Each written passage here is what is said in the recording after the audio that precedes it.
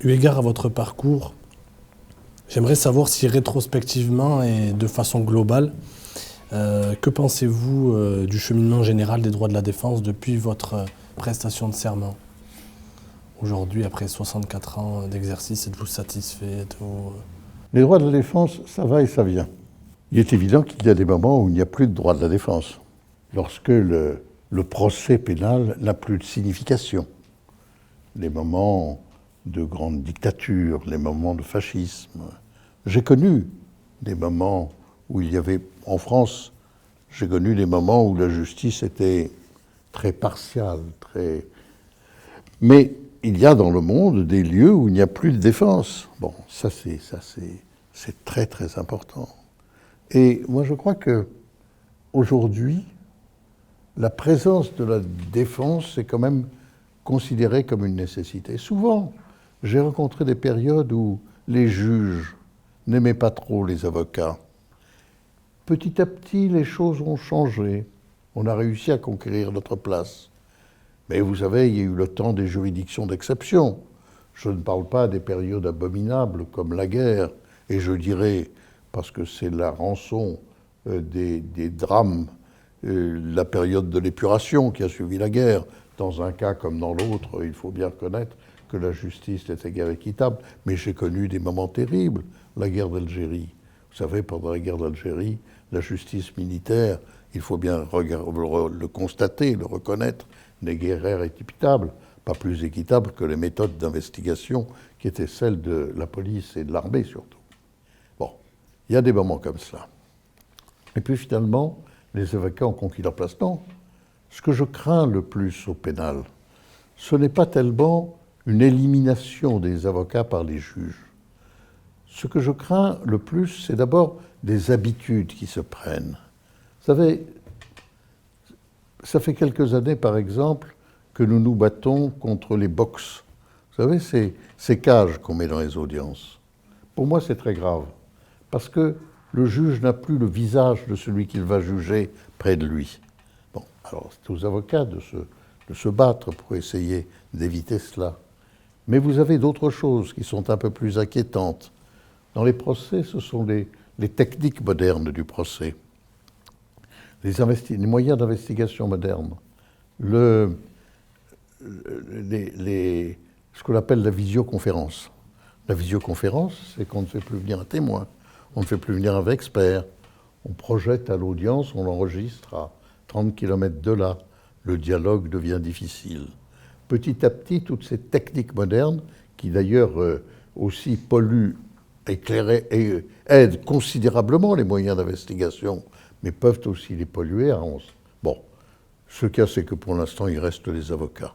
Et si, dans les autres domaines du droit, dans le droit civil, par exemple, moi, quand je suis arrivé au palais de justice, les audiences civiles étaient des audiences très importantes, très, très longues. Les avocats plaidaient les procès civils pendant des heures. Et c'était en général, c'était souvent des plaidoiries magnifiques. Aujourd'hui, vous savez qu'au civil, on ne plaide pratiquement plus. On passe son dossier.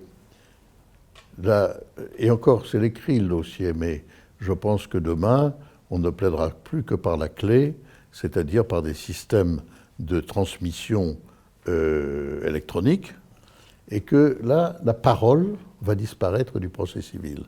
Ça m'ennuie un peu, parce que le procès au civil aussi, il dit des droits. Dans le procès pénal, la parole reste encore. Certes, souvent, certains juges trouvent que la parole est trop longue. Mais en fait, on sait bien que dans le procès pénal, la parole reste nécessaire. Et ceux d'entre vous qui sont pénalistes verront à quel point leur parole est nécessaire. Oh, certes, il vaut bien que dans une vie d'avocat pénaliste, le nombre de déceptions est considérable.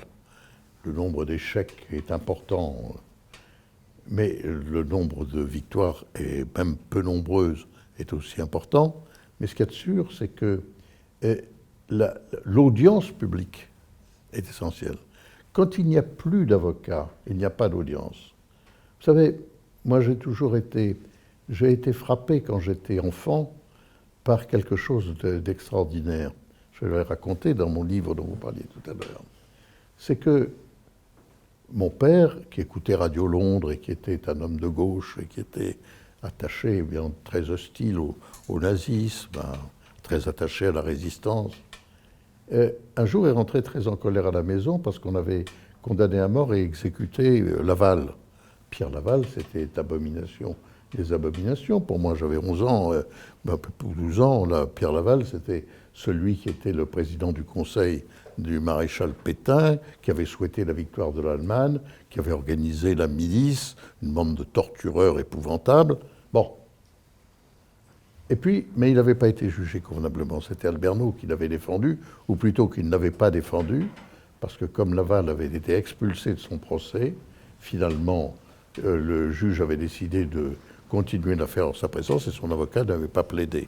C'était sa façon de protester. Et puis après, il s'était suicidé, on l'a réveillé et on l'a fusillé. Bon, mais il y avait pire. Il y a l'exécution des époux Ceausescu. Les époux Ceausescu, vous êtes jeunes tous, vous ne vous souvenez pas, c'était des dictateurs communistes de la Roumanie. Des gens, c'était épouvantable. Hein. La dictature de Ceausescu était une dictature d'une violence terrible, bon, parée des plumes du communisme, usurpée en circonstances. Et il a été renversé. Puis il a été arrêté, on lui a fait un procès. On a tous vu ce procès à la télévision.